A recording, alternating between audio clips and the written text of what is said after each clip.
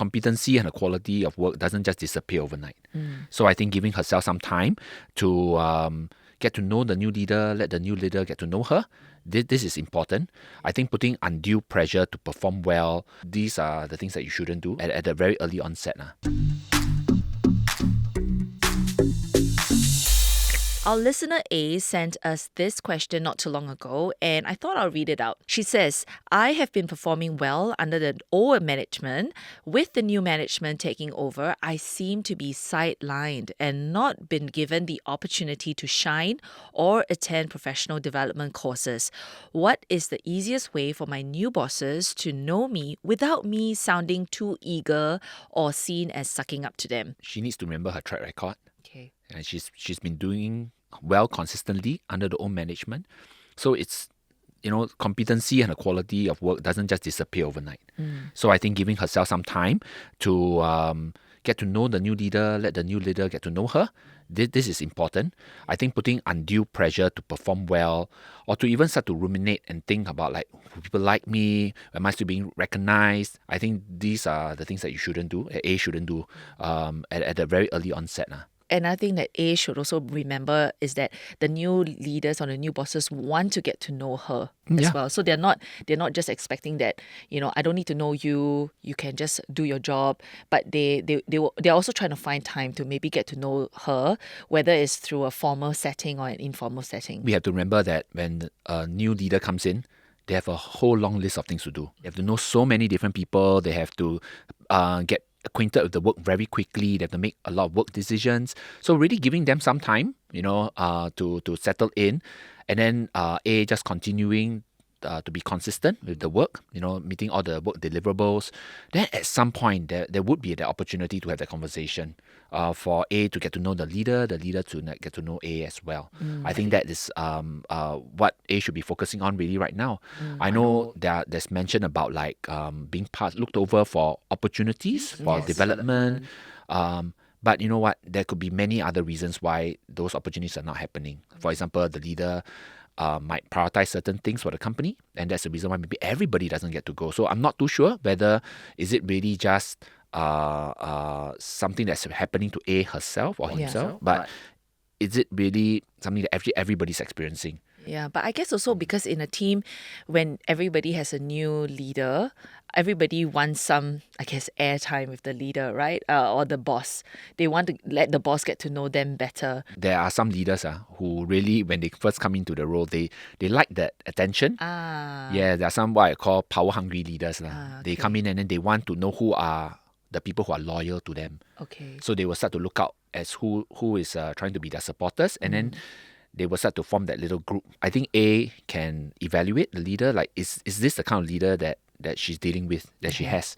If that's the kind of leader that's a bit of the power-hungry kind, looking for people to clamour for attention, then maybe A has to really think, is this how she want to handle this? I think there's a part of this that you cannot fake it, you have to be comfortable with yourself as well. But if, of course, the leader, if it's not like that, then just be patient and wait for your time, and there will be the opportunity for A to be noticed through her work, through the quality of the work, through the discussions that they have. Eventually, it will happen. Yeah, I guess A doesn't also want to be seen as too laid back. She wants to be a bit more in control, more proactive.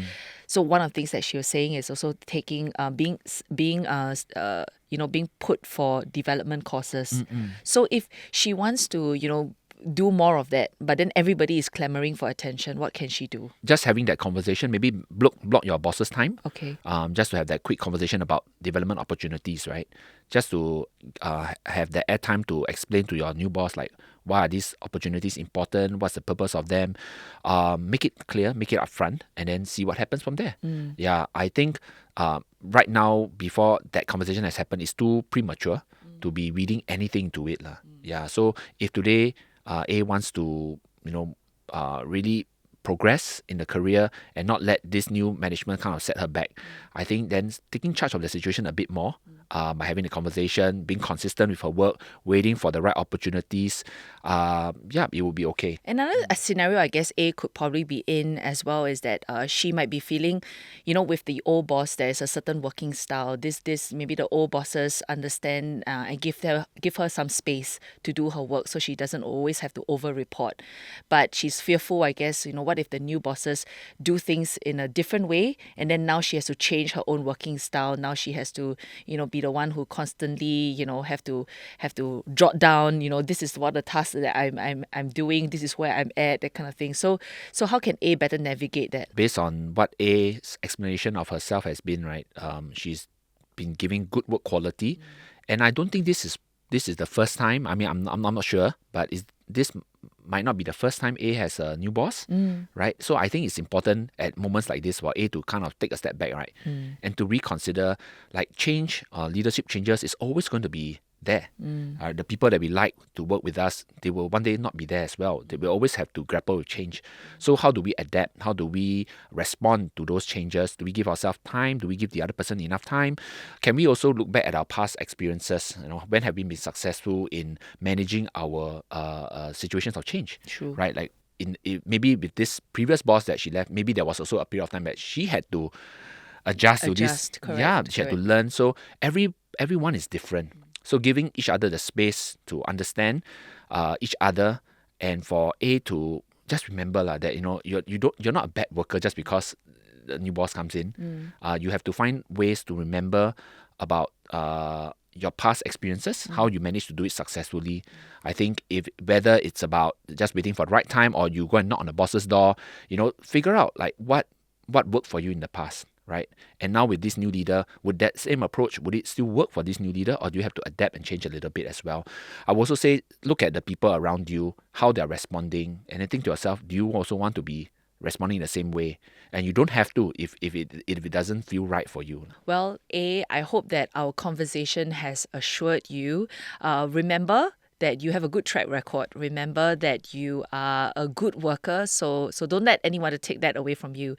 And more importantly, also remember that your new bosses are not adversarial. They're here to help you. And if like A, you have a work-related question, send it to us at cnapodcasts@mediacorp.com.sg. You can also find us on Spotify, Apple Podcasts, or YouTube, where a video version of this is at. I'm Gerald. And I'm Tiffany. Have a super work week ahead.